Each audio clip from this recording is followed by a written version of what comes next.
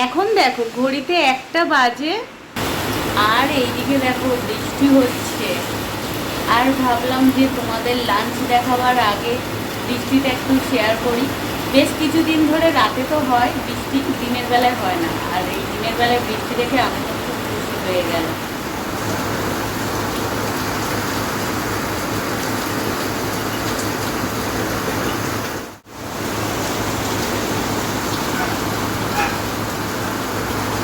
তো চলো এবারে দেখাই কি রান্না হয়েছে আজকের।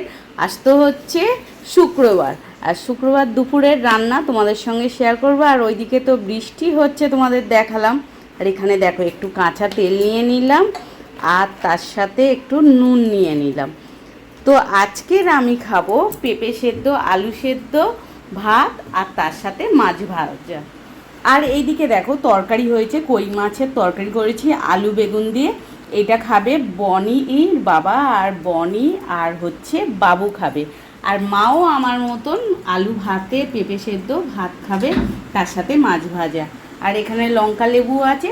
তো আজকের মেনুটা তোমাদের কেমন লাগলো তোমরা কিন্তু অবশ্যই কমেন্ট করে বলো।